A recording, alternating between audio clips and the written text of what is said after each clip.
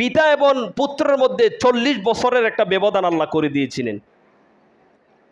এই হিংসাটুকু বাইদের এই হিংসার কারণে ইউসুফ আলাইহিস সালাম এবং ওনার পিতার মধ্যে 40 বছরের একটা ব্যবধান হয়ে গিয়েছিল। ওনার পিতা কাঁদতে কাঁদতে ওনার চোখ অন্ধ হয়ে গিয়েছিল, সাদা হয়ে গিয়েছিল ছেলের সুখে, শেষ পর্যন্ত তিনি অন্ধ হয়ে গিয়েছেন। তো এটাও সংগঠিত হয়েছিল আপন ভাইদের দ্বারা। এই পৃথিবীতে এটা তো আল্লাহর কোরআনের কথা যে আপন ভাই আপন রক্ত আরেক রক্তের সাথে বিশ্বাসঘাতকতা করতেছেন। কথা বুঝতে পারছেন?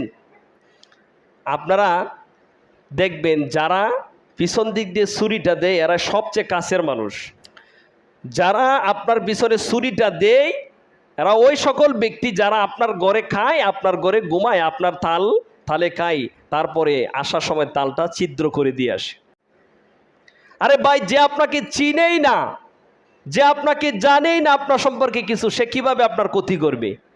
খারাপ ক্ষতি করবে যারা আপনার সাথে চলাফেরা করে, উঠা বসা করে, তারাই আপনার ক্ষতি করবে। হতে পারে আত্মীয় স্বজন, ভাই বেরাদন, ভাইয়েরা ক্ষতি করে না। তো তারা বলতেছেন ওয়ানাহনু উসবা, আমরা তো বিশাল একটা দল।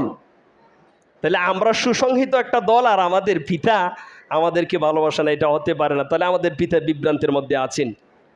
আমাদের সমাজে একটা কথা আছে, দল দল, যার দল যত বড় তার ক্ষমতা তত বড়, ঠিক কিনা?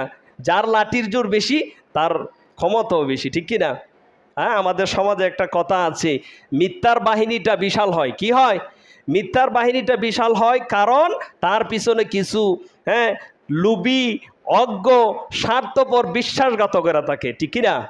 তাহলে ভাইয়েরা হিংসাটা করেছিলেন কিসের কারণে?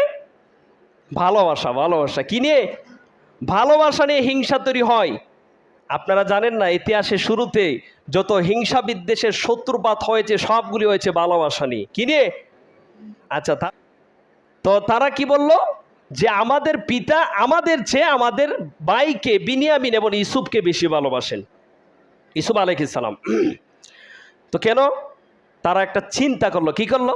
চিন্তা করলো যেই ব্যক্তি আপনাকে পছন্দ করে না, যে আপনার প্রতি অন্তরে বিদ্বেষ রাখে, সে যদি কোনো সময় আপনার কোনো ব্যাপারে চিন্তা ভাবনা করে বা আপনাকে নিয়ে কোনো চিন্তা করে, তাহলে তার চিন্তা ভাবনা যা আছে সব শেষে ভুল হবে।